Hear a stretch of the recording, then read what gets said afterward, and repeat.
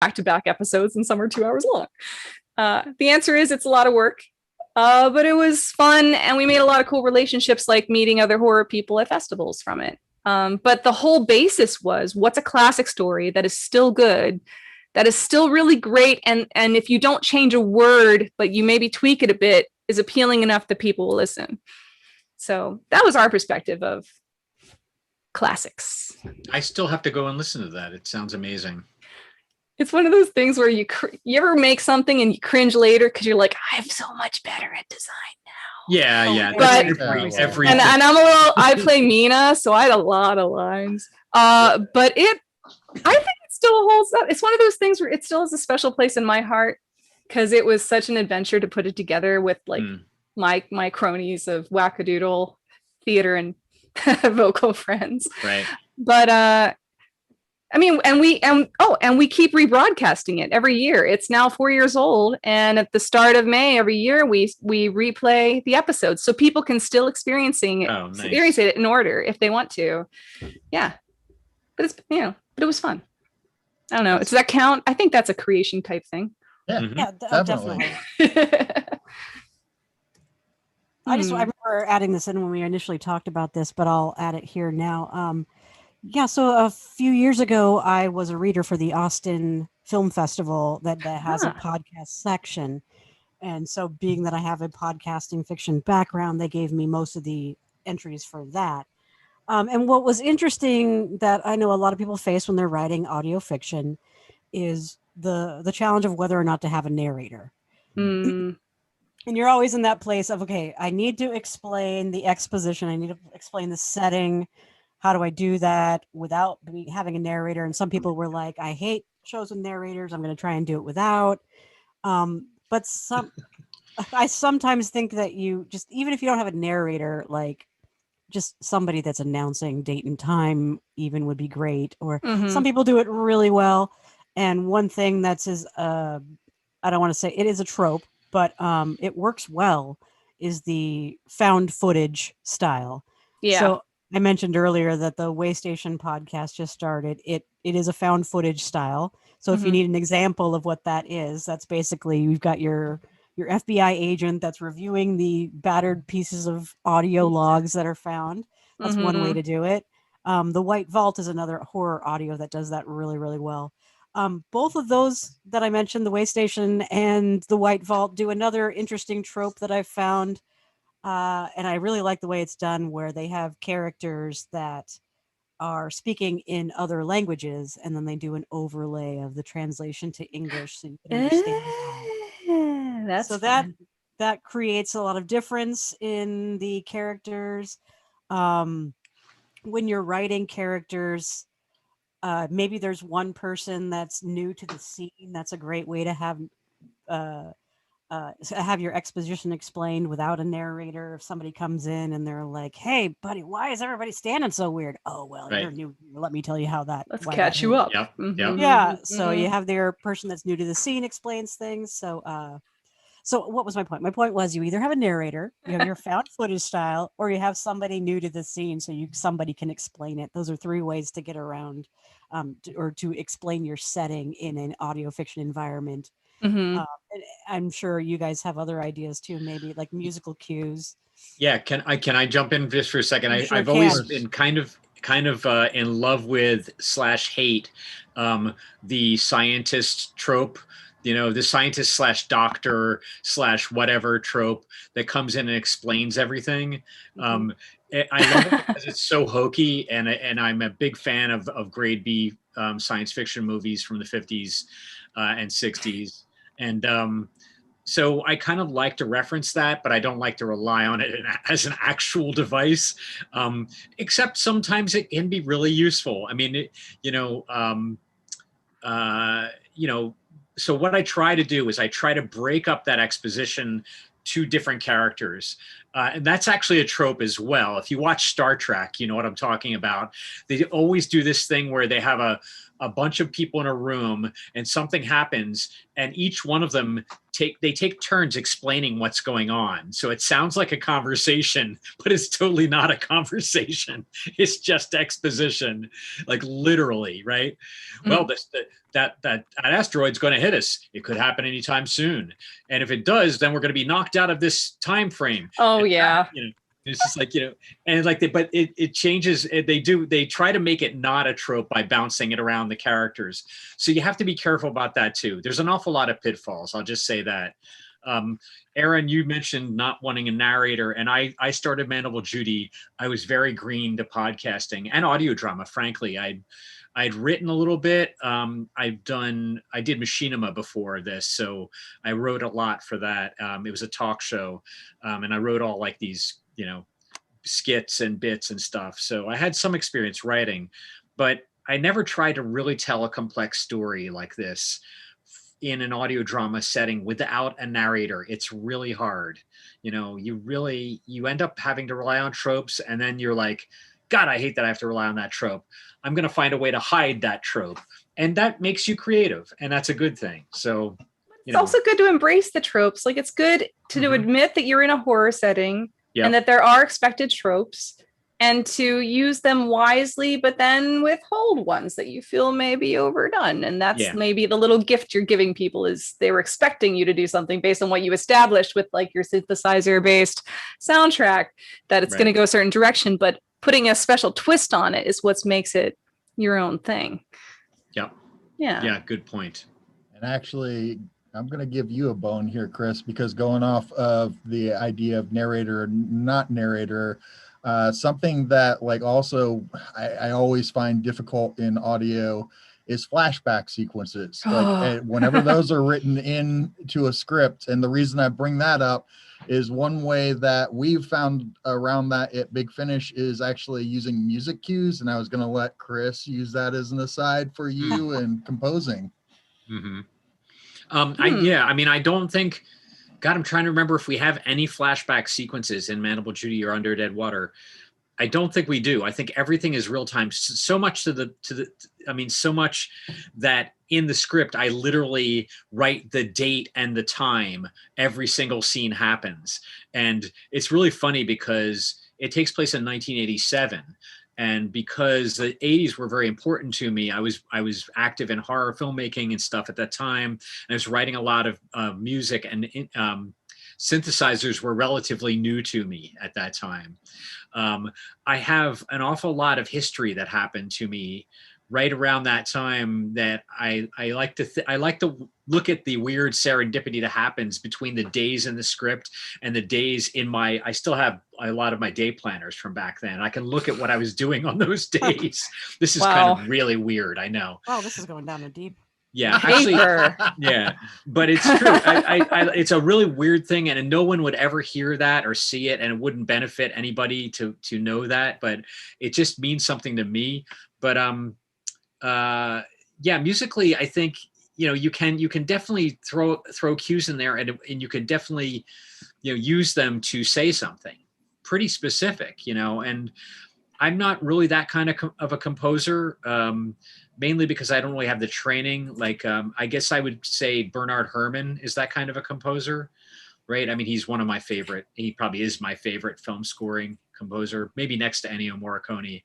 But his stuff it's like Wagnerian, like it's leitmotifs, and it's so, it's so clearly enunciating specific things that are happening. I always think of the, by the way, I reference film all the time when I'm making podcasting. It's the way I think about it. It's a movie for your ears, right? Yeah. So I'm constantly thinking, movie clip specific scenes in movies. So one of them that really spoke to me was the driving sequence in Psycho, when Janet Leigh is driving away from her. She's just committed her crime and she's terrified she's going to get caught, and she's hearing in her head all these people and like questions that they are asking right now. She's imagining they're asking, well, where'd she go? Wait a minute, what happened to the money? All that stuff. And the music is like,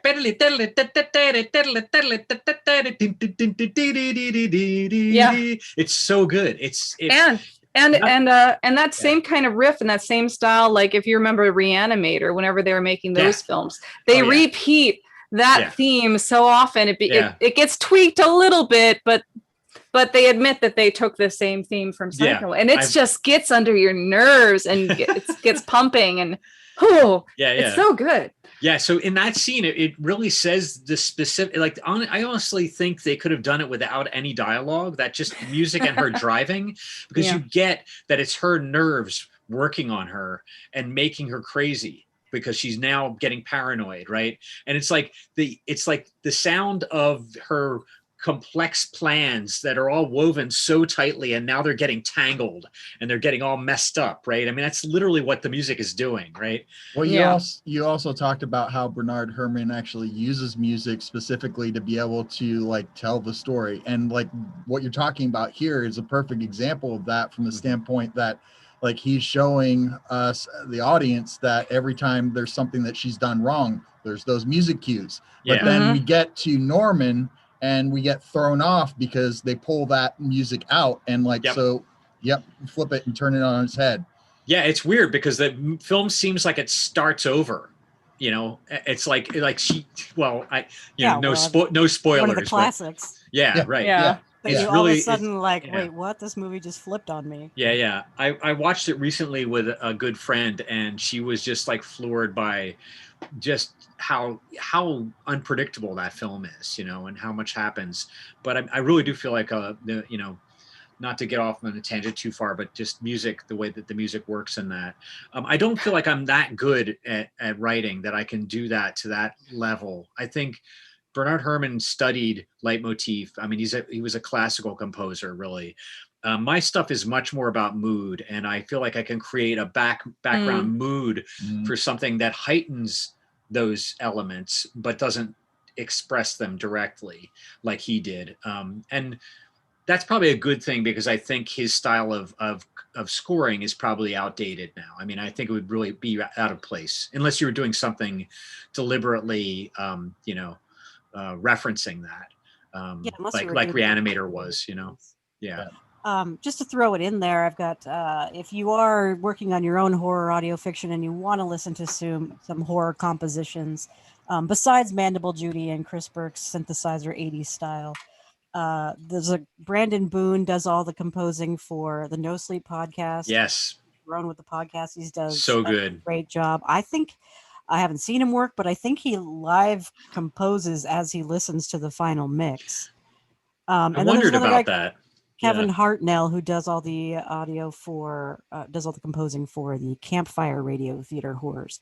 Yeah. Both those guys, check them out. They got music on Spotify, Pandora, whatnot. And you can find all their collections, and they're both really good for building tension. They both have those motifs that go on, and I know Brandon's music for some stories is just reused from past seasons if he's on vacation or something, and it still works because there's nothing wrong with that. No, you still have that. I'm just gonna say subtle build up. It's fine. It's okay to reuse your own stuff already made and tweak it a little bit, edit the beats a little bit. You can always play it to the emotional needs of your scene.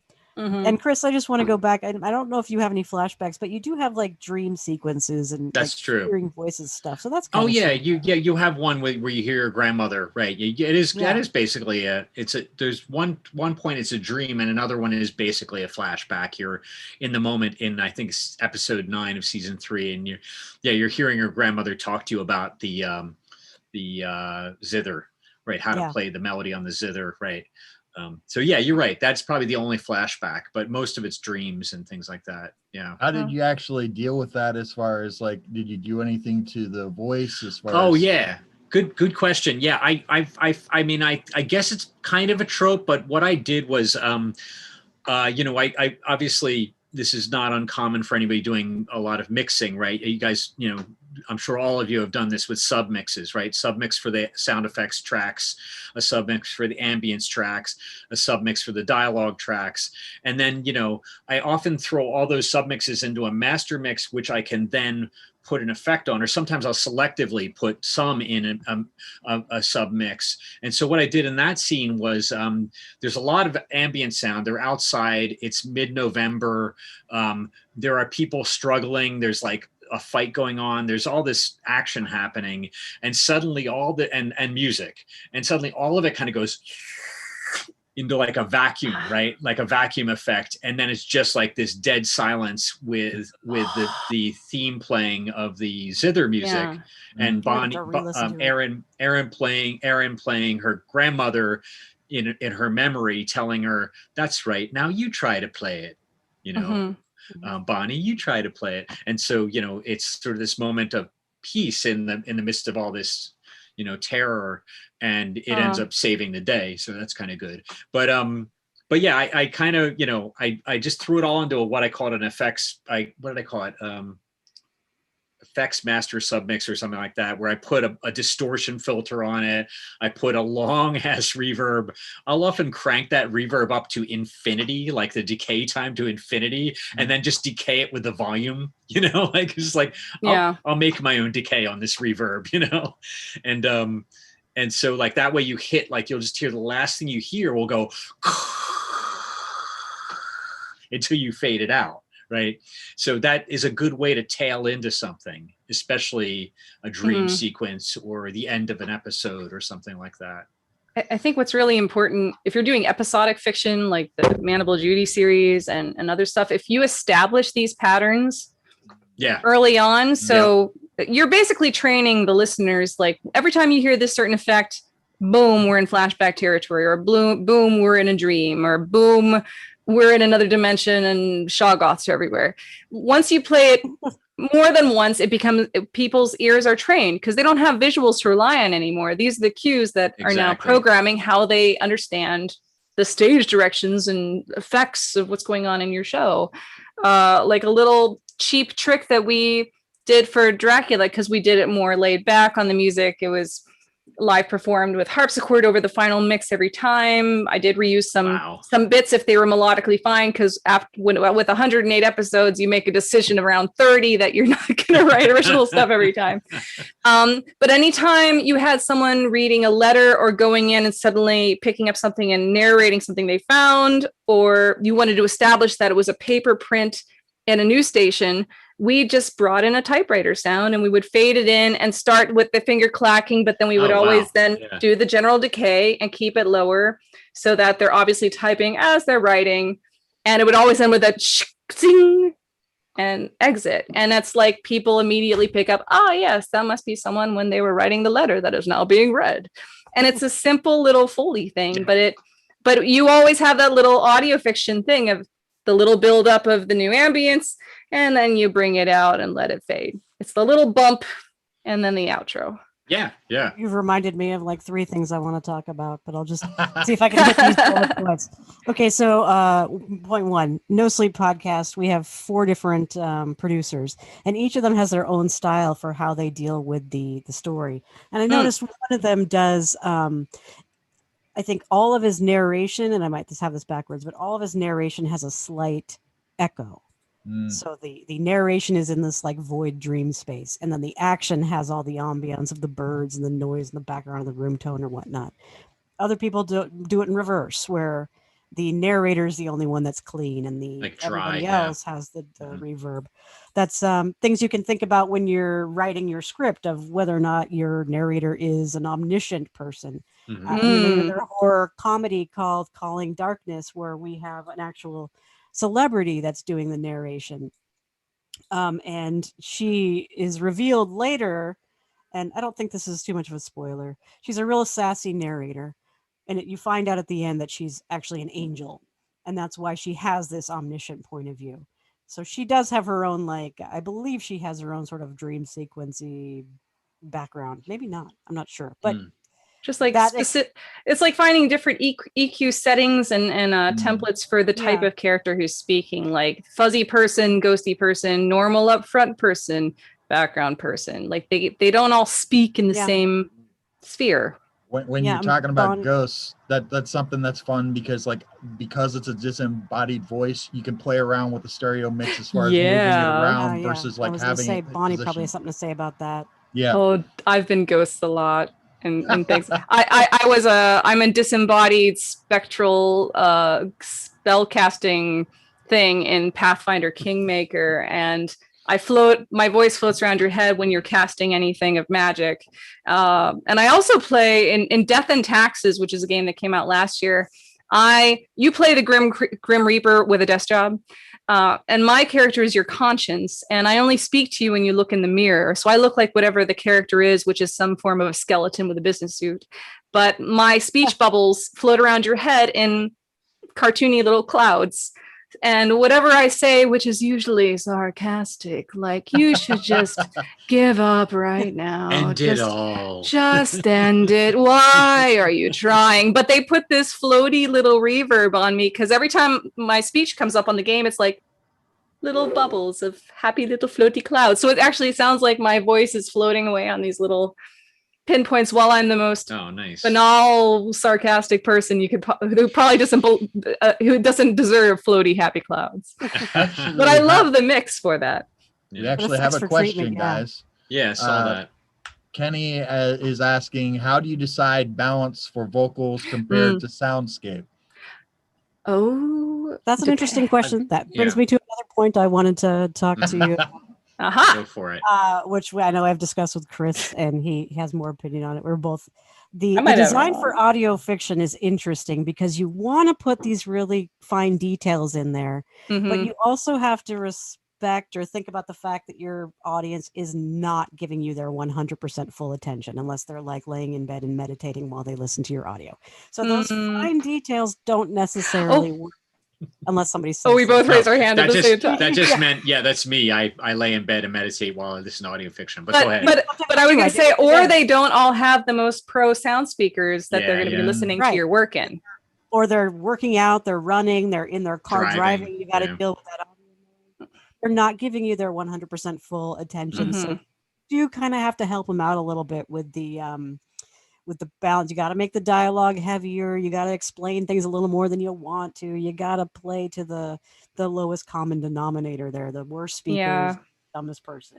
And if there's any cue-like sound effects mixed in, they should probably be about the same volume as whatever dominant speaking voice so that you catch those cues. Because again, you don't have the visuals. If thunder's going off or lightning's important, you don't bury it, that those little moments have to be heard.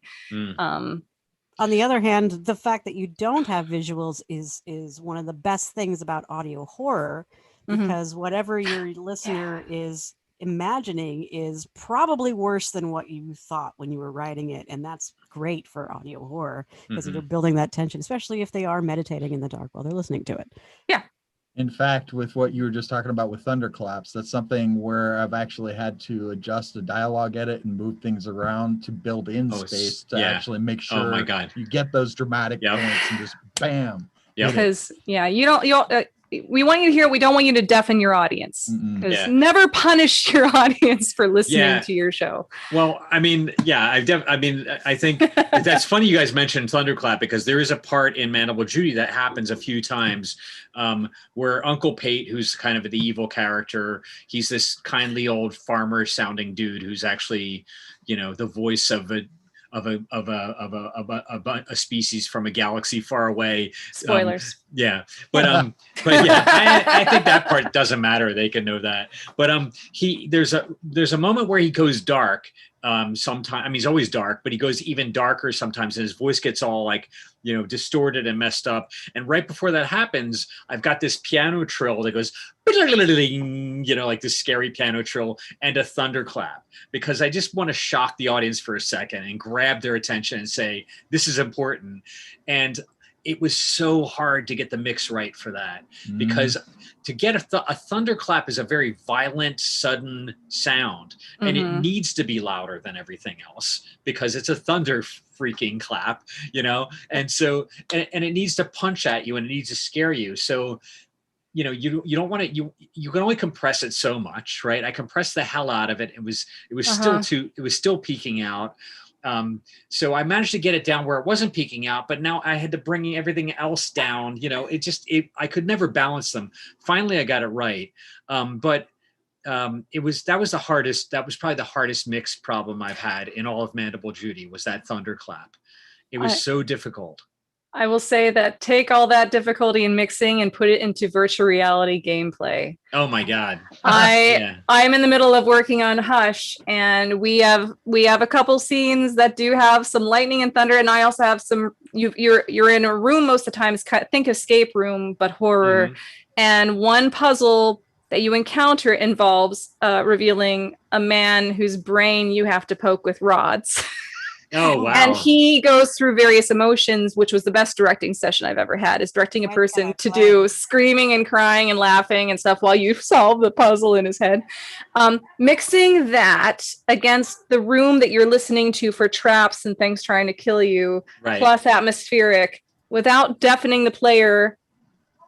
Woo! Because once you add a thing where, at least with a audio drama, usually you're only maybe thinking about a stereo mix. When you put someone in a game where they can put their head anywhere and you still want to be able to direct them with audio cues, you have to start thinking way over time on balancing. And it becomes even more important to make sure that you don't bury important cues and you make sure the stuff that really has to guide people sticks out. Because even though now you got visuals going on, audio is still very important, especially to keep you feeling creeped the hell out, but also having fun. Mm-hmm. But yeah, whew, man.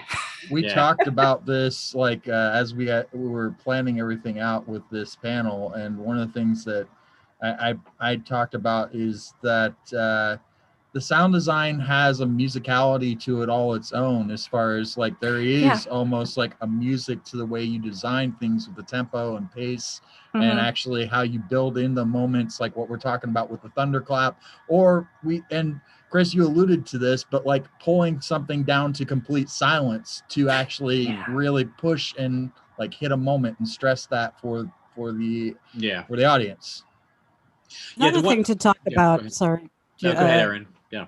With that musicality comment is I didn't really ever think about it until somebody said it to me once, that you kind of play to that musicality in your casting as well, because especially with audio fiction, if all your voices sound too similar, then you can't distinguish. It just doesn't work.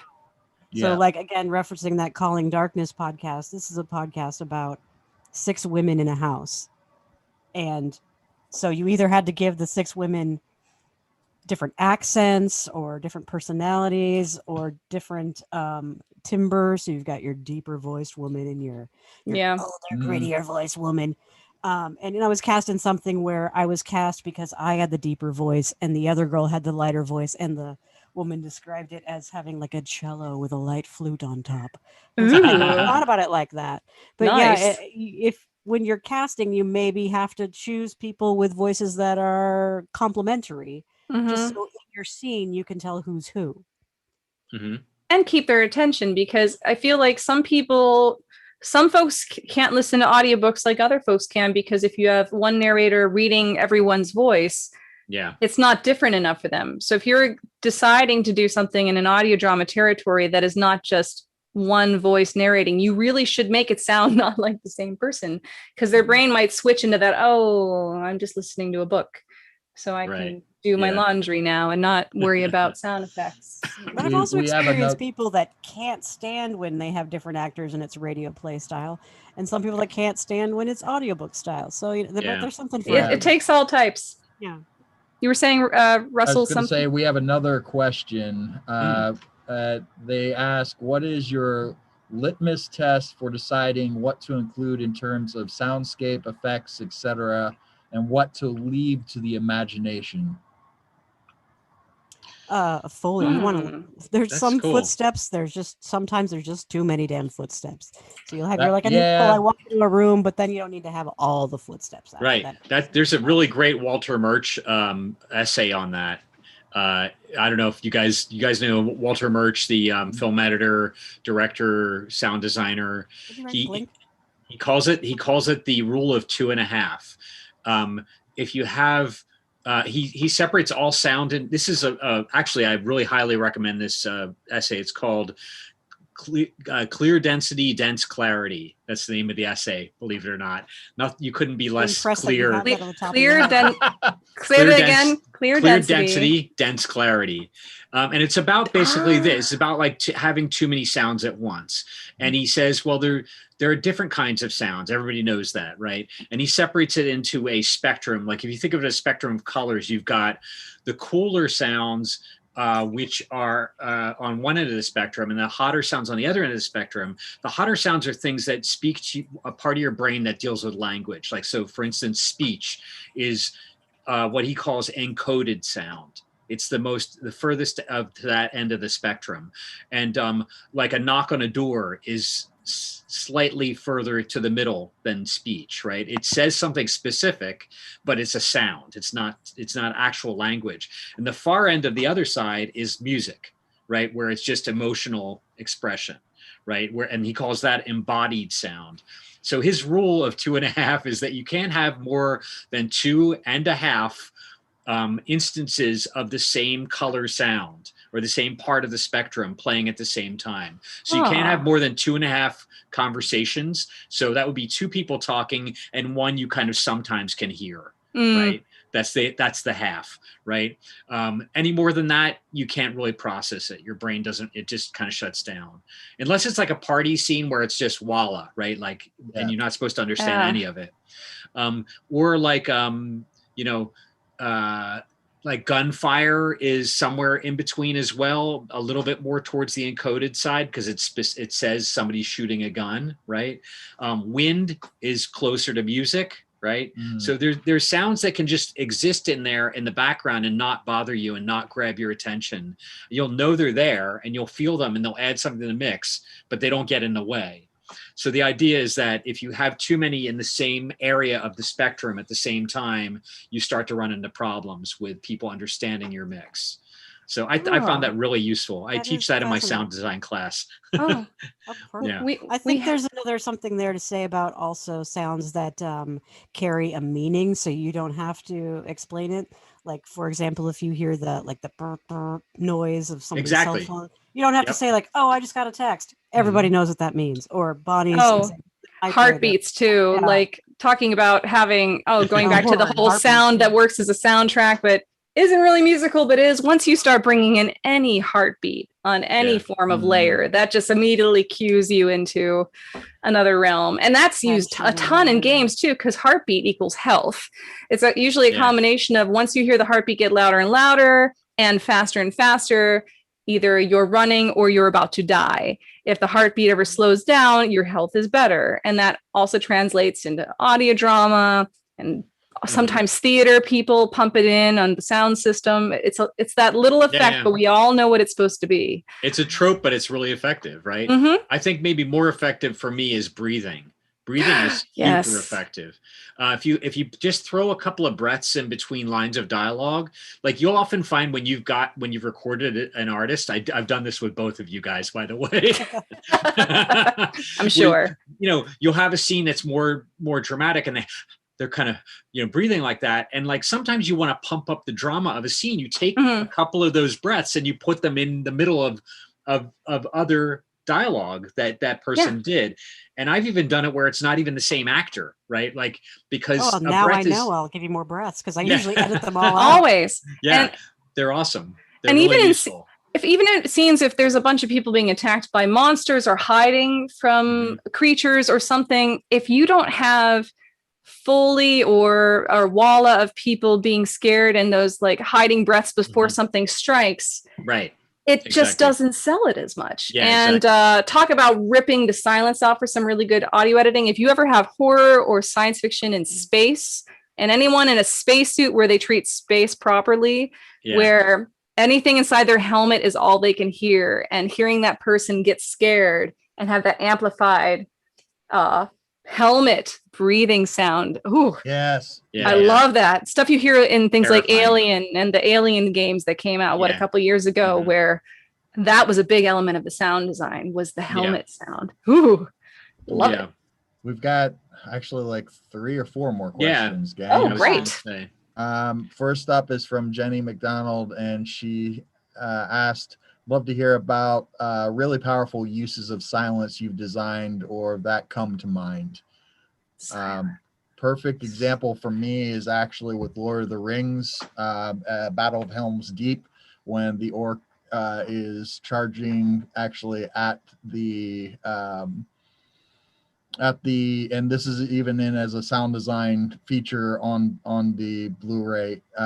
They have it where the battle's all going around and the orc comes in with the bomb and goes up to the wall and runs in charging with the bomb, and then like they pull all of the sound down to just nothing for a second, and then you go in, the orc hits that wall with the bomb, there's the explosion, and then everything comes back in with the rest of the battle, and it's just a really impactful moment. It's like giving that pause to make way for the big slam at the end. It just makes that more satisfying when you hit it.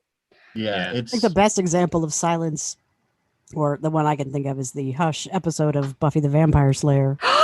Yes! Nerds. Absolutely. But didn't it win a Grammy or something? I forget whatever it's called. One of those Emmy? television, an Emmy. It won an Emmy for best episode or something because it was all sound design, ADR, and no dialogue the entire episode because everyone's voices are ripped out right at the beginning, and it is fantastic. And they do I've never so seen much. it. I've heard so much about it. I've never seen it. Oh, check it out, man. Sue me. And the monsters I are want to watch it. friggin' like the what are they? The tall men or something? The floating, like, they look floating, like floating Slendermen. floating slender men that come and steal children's breath out of their faces when they can't scream. I love that. But yeah, silence. I already said my favorite thing, which is the space example of the dead of space is terrifying because when you can't hear anything except your heartbeat. You ever talk to sound designers who have ever worked in like the quiet rooms or the super isolation rooms that some giant studios build, where you walk in and the only thing you can hear suddenly loudly is the actual beating of your own heart. Oh, anechoic chambers. Yeah. Yep. It can drive you mad. And the thought of that being, if you can't even hear your heart, something is very wrong. Yeah. What about A Quiet Place, gang? Because that's something. That's like a great really example. Awesome. And that as far as pulling out sound, it's actually a storytelling element because the one character is deaf. So like there are points where you have things even happening with the monsters all around, and then all of a sudden, because we're from that perspective of that character. Yeah, it's awesome. That's a good movie. And all those are examples of things with visual aids that can help you. But I did something that recently called there's a company called Darkfield Radio, and they do immersive experiences. And during the pandemic, they came up with some experiences that you could do from your home. So I did one of them, and it was basically you buy the ticket, you dial up the app at your time. And the one I did was the one-person solo experience. So you wear your headphones and you lay in bed in a dark room. And what they tell you right at the beginning is if you can, like, lay on the right side of your bed. And I didn't know why that was important until the actual audio started. And it's all immersive, so it goes around you. And the character was basically a vampire. And he was just like pontificating all this stuff, and it kind of got boring for a while, and I was like, I'm not paying attention. But then you hear him like get in bed next to you and like crawl up to your ear, and there's just silence because you heard him come up to you, but now it's silent, and you're like waiting.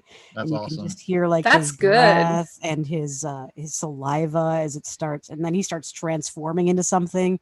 Again, it's audio, so you're imagining the worst possible transformation, and it's terrifying because you can just like feel him above you. So that was a good use of silence, where it's the immersive experience where you feel it coming, you hear it coming toward you, and then there's nothing. And you don't. You have to fill in that space with your imagination. I have an example from Mandible Judy that I'll just really touch on really briefly. That we did. That was the character Casey has hallucinations throughout the series because he's he's been affected by the rocks. Not to give anything away, but the Oh, rocks those have rocks. they have this weird effect on people. Darn those rocks. There's this sound that comes from them, and it kind of puts them in a trance state. And if you're young enough, it changes you genetically, right? If you're older than a certain age, it just kind of puts you in this trance and makes you kind of do things that you didn't want to do. So Casey constantly is losing track of time, and he'll so I called it I began to call it the time loss effect. That I used it, I think 4 times in the series, maybe, where Casey is talking with people, normal day, whatever, with his band at rehearsal, and suddenly, the sound again just kind of closes up like a vacuum, and he's in this kind of timeless moment for a couple of seconds, and then it opens back up again, and he's somewhere else at another time. And he doesn't realize, it's kind of Vonnegut, it's like Cat's Cradle or something. But what I did for the effect was I tried to figure out how to do this, in a way that was effective. The vacuum thing is somewhat of a trope, but I thought if I did it in a different way, it might be effective. So I don't know. It's up to somebody else to tell me whether it was effective or not. But what we did was we pumped all the ambience and sound effects and music tracks into one submix, and I put a very long reverb on it with like literally infinite decay, right? And I ramped that reverb up at the last second, just as the thing is about to go out. So the reverb is very long now. So the last thing you heard on all those tracks before they stop is it just continues like a sample that's like this blurs everything straight from there forward. It's like taking writing in cursive writing in pen and just going like that with it, right? And then I put a distortion filter on it, so it's not only echoed and blurred, but it's now getting more and more crunchy sounding, right? And then just as that's happening, I took a high pass filter and swept from the high end to the low end, so it goes like that. So it gets more crunchy, more reverberated, and then the filter just closes it up, and then I just drop the volume down to 0. And now you're in this dead space, and I put like a little ringing hum kind of thing, because silence isn't silence, right? Yeah. Dramatic silence is not the same thing as actual silence, because frankly, there is no such thing as actual silence. Even in anechoic chamber, you still hear your heart, right? You're going to hear something. There is that H.P. Lovecraft, I forget if it was tertiary phase or quandary phase, that one audio drama chapter that shows in the middle, you have a commercial from the Hitchhiker's Guide for the award-winning Silences collection. Oh, yeah. And I was driving, I think, That's on a beautiful. long road trip by myself in the car whenever that part kicked in. It's like, known for such famous tracks as, and then like everything shuts out. And you realize at that moment how much audio design goes into just the background of whenever they're doing fake commercials, that once you rip out everything, room tone and stuff, it's just, you think your car broke. Yeah, right. If you're me, like, what? And like, and they just keep doing it like 3 times. And I just laughed my head off. It was hilarious. That's awesome. I love the Hitchhiker's Guide. Something you mentioned there that reminds me of, and I think this applies to also one of the questions I saw about psychological horror undertones. Oh, yeah. I'll just read it because I see it here, Russell.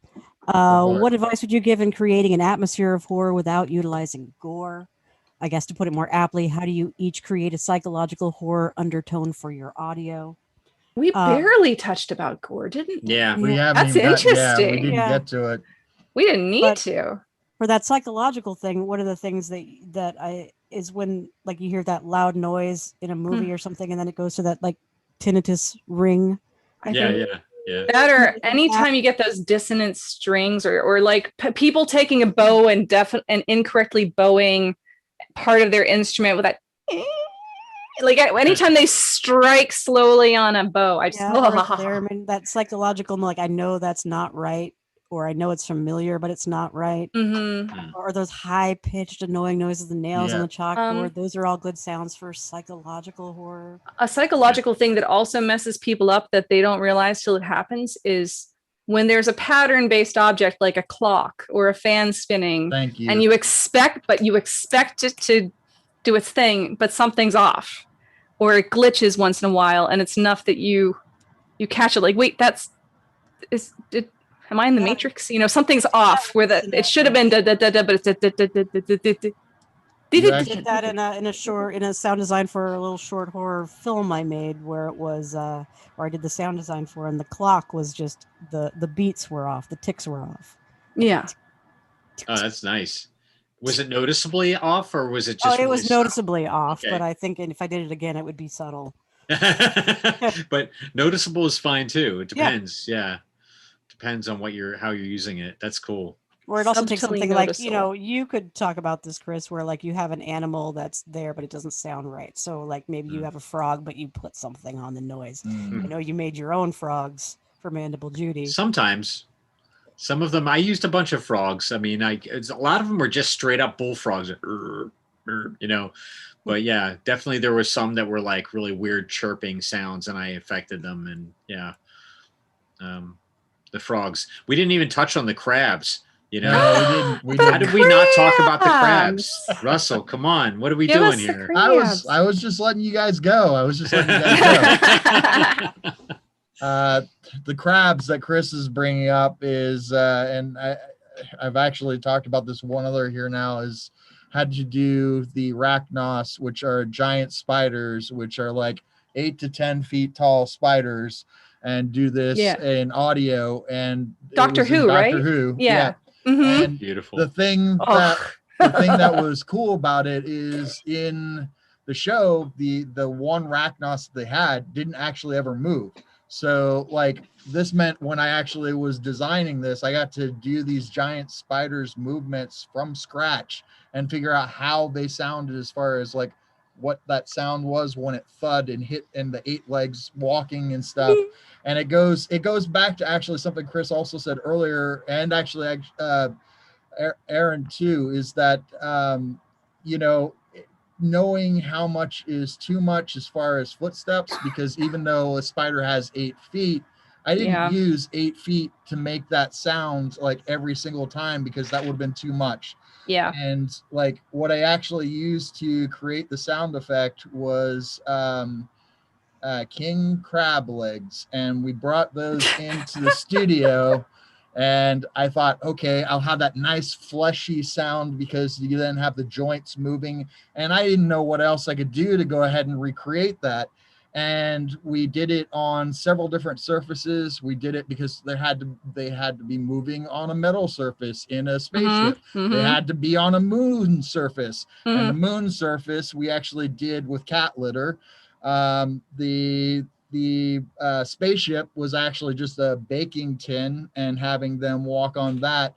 But after 8 hours of working with those king crab legs in a confined space, actually smaller than this, where it's like 5 by 6 or something, you can imagine that they were getting hot and a little ripe. So that smell in the room in the studio was not so fun to be in there by the end. Oh my gosh.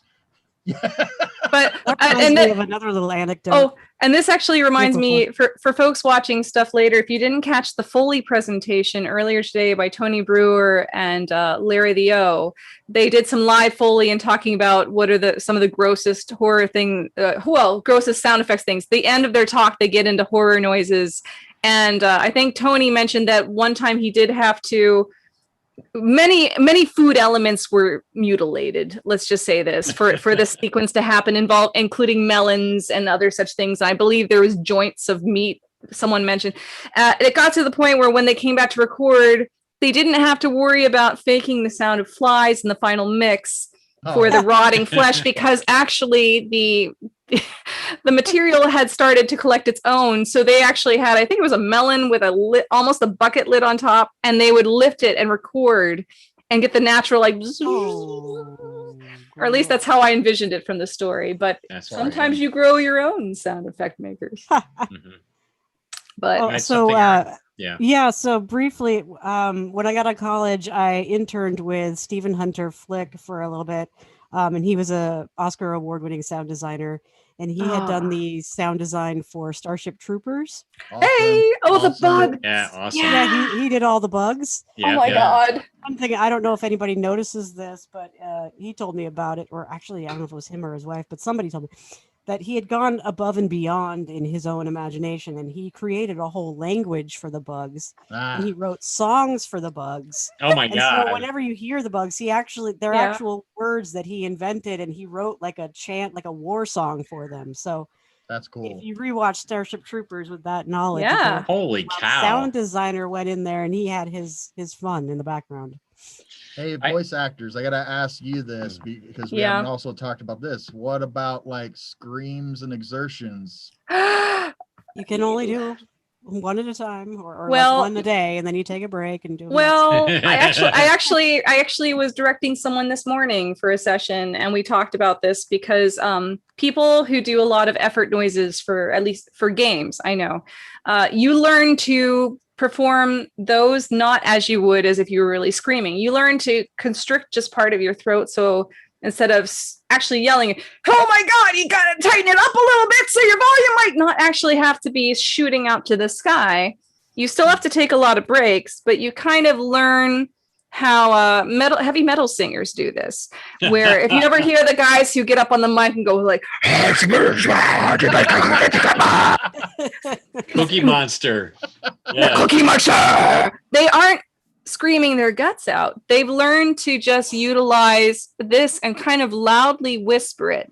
But still, anyone who's whispered for a long amount of time, that is physically tough. So Yeah. breaks are Yeah. good. And I know the head of the vocal department at Blizzard, they actually have orc survival kits that they put in their booths. And it's a collection of throat coat tea, throat coat with echinacea, honey drops, burnt bees, lemon, honey water, like basic things to help sustain you throughout a longer session. But the big thing is take breaks. Also, if you're gonna have your voice actors do any screaming or any shouting or efforts, do those at the end of the session. Do not have them do important soft dialogue, scream a lot, continue soft dialogue, and expect continuity. It's never going to work out. Either do them on a different day or always save them to the end. I actually work with Brandon Greer. He's a fantastic guy I work with on Codename Blank, which is a comedy podcast, which is also featured this year. They got silver, I think. Mhm. And he's been doing a wonderful thing, which I heavily appreciate. He breaks down all the voice actors' script sessions by energy level. And he color codes the lines and goes through. So you go from lowest energy to middle. And then if there's high, I have a maniacal laughter character that I do with like, like that. And he pushes all my super evil to the end. And my scheming is at the front. So I always know that I'm going to let her rip by the end of the session, but I have my nice plotting medium tone sustained. So a lot of it is planning, learning what you can control and not intentionally trying to destroy your voice, and backup mics. If you're going to do a lot of loud stuff, Yeah. Oh, and yeah. it helps to have two microphones going at the same time, one further away. Great idea. Yeah, always, especially if you know that you might have a lot of shifts in volume, record two tracks simultaneously, have them enough that you can always pick from the other track. You know? Yeah. Bracketing. Yeah. Mm-hmm. Yep. And it saves a lot of time instead of having to go back and reposition a lot of stuff. But learning it is like, so I've not done anything in a studio with a director. I've only directed sessions via Zoom or something like that. So you have to learn to self-edit your own stuff too. So you know in advance that, you can't do the screaming in the middle of the dialogue until the end of the session. Yeah. And you can only do it once a day. And usually most of my Yeah. day is like corporate stuff. So I can't do my screaming before the corporate. Mm-hmm. It has to be at the end of the day. Otherwise I sound like this. And right now I have a cold, so it's grittier. Otherwise, if I scream at the beginning of the session, it'll sound like this for the whole thing. Sultry. Yeah. I do this on purpose. And if you're scheduling your talent, I mean, this is just a general VO thing. Trust if that they know where their comfort spots are during the different times of day. Like I know I'm an alto in the morning and I go to sleep a soprano. I go to sleep a soprano 2. I'm a soprano 1 around 2 o'clock, but by evening I'm soprano 2 and I wake up in alto 2/alto 1 range. So I think chorally, like my voice does like this little Scooby-Doo-doopity-doop kind of thing. And that's just how I behave because that's my schedule. But some people wake up and they're like, woo! And they can tackle stuff and defeat monsters. But by night, they sound like someone who's been, if there's a scene where they've been drugged or they're tranquilized or something, have them record at 11 p.m. Yeah. It really, it's just, but that's their own instrument. Each person's body is different. So some people I think can scream for hours and it doesn't bother them at all. And power to them. But yeah, I've done a lot of screaming. Yeah. And cackling. Maniacal cackling is my favorite. Aaron, there's somebody coming up right behind you right now. By the way, you might want to scream right now because I've learned that I'm good at crying. I didn't used to cry so much, but I started taking on a lot more emotional roles, and I feel like crying can be almost as exhausting or more exhausting than screaming in terror. Because depending on what the situation is, it's a lot of sustained breathing and still a bit of strain in your voice. And there's just a lot practicing. A lot of choking and gagging. Choking and gagging is harder than screaming. Especially if you have to do like multiple sets of it. Yeah, and I go real, thorough with it. I actually do choke myself.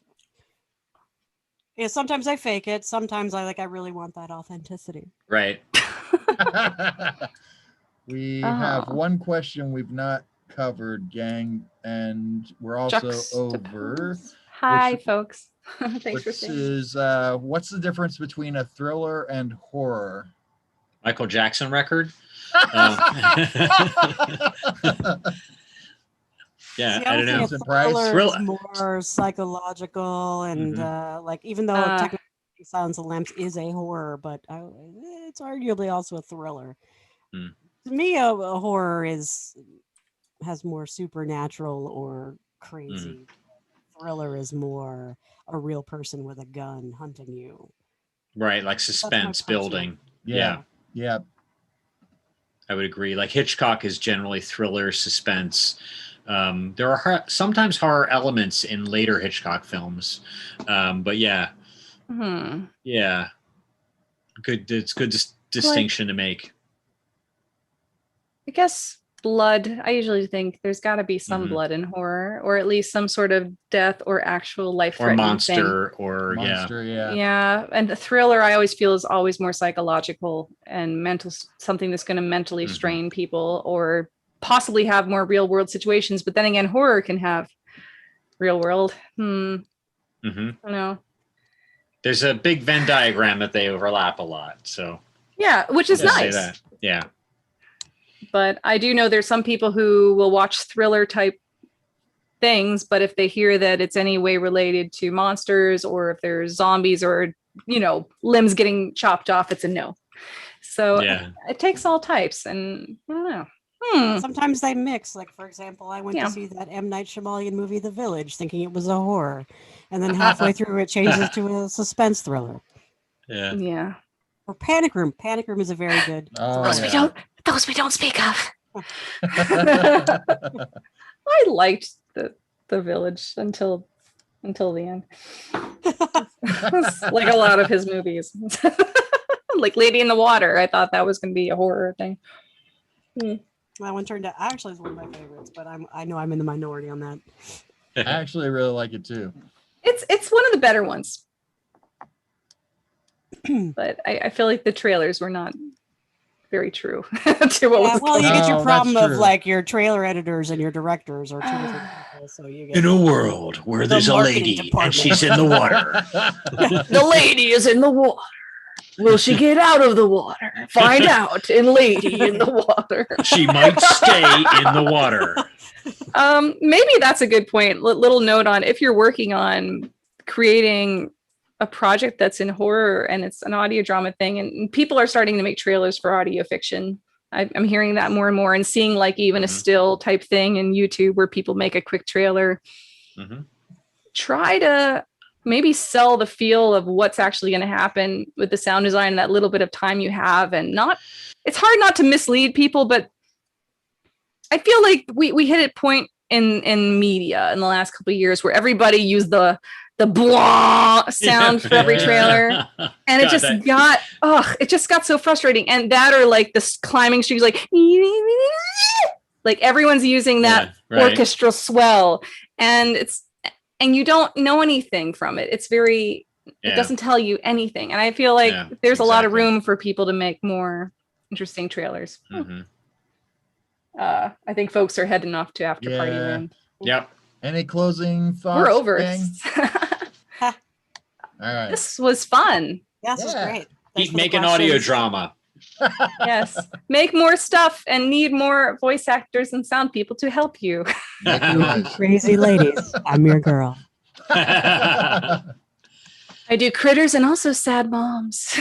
I get a lot of sad moms too. I play a lot of moms who just, honey, no. I feel like I don't have enough critters and sad moms in my scripts now. Damn. Yeah. Or crazy ladies for that matter. If you need synthesizers, frogs, and glowing rocks, or Toxic Avengers, go to Chris. And if you need giant crabs, laughter. Yeah, and crabs legs, go to Russell. you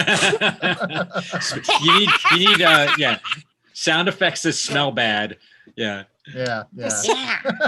I just want to thank you all for making this one session worth all of the volunteer time. Thank you, Dan. Thank you for helping us too. Dan. We appreciate it. You're the best. Thank you all for being here. Yes. There is an after party. Please come and join us, and we'll be hanging out and just talking some more. And you can obviously hit any of us up there or anybody else that you've seen over the day. And thank you all for being part of this first day. We hope you enjoyed it. Woo! Congratulations, you guys. By the way, Russell and Bonnie, congrats. Really nice first day. So we made it. We did. 3 more. It's fun. I'm glad we got to do horror on day 1. That's nice. Mm-hmm. And at the appropriate anybody hour. Have a link for that after party? So that is link for the after hold party. on. I can grab it. It's in that document that Russell sent us. Okay. It is. Great. I'll look for it. I will. The email document. What's the name of the email? I've got I've got the link for you all. Boom, baby. Fantastic. Into the chat. Oh, Dan beat me to it. Okay, Dan. Thanks, Dan. Sorry, I just had to earn my keep right there. Right. All right. And it's all on camera. It's all on camera. It was recorded and sent to YouTube. It's been recorded. You can't take it back. Zoom for the digital evidence. And I've been checking. We have been successfully going to YouTube this whole time. Is it an ETF? Do we have like a unique digital signature on this? What? Never mind. Those things that sell for millions of dollars. They've been tagging NTF. artwork with You mean ETFs. Yeah, I thought you said ETF. Oh, yeah. NFT, right. NFT, non-fungible token. NFT, thank you. Isn't NFT. ETF? No, I'm thinking XML. I'm thinking whatever a Finale or Sibelius file used to open sheet music. That's something else.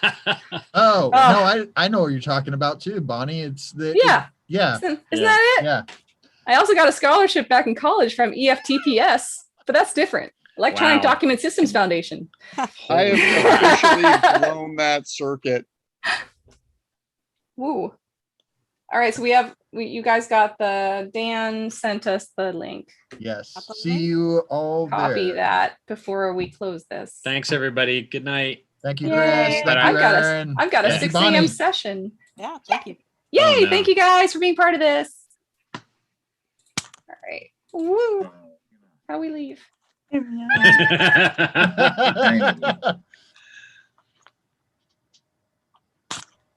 I gotta wait until everybody goes out of the room. Sorry. Okay. No, you're good. You're good. That was not me. I'm just Get the hell out of here, Chris. you can stay here, but All right, I'll see you at the after party. well, Chris, you will. All right, bye. Bye.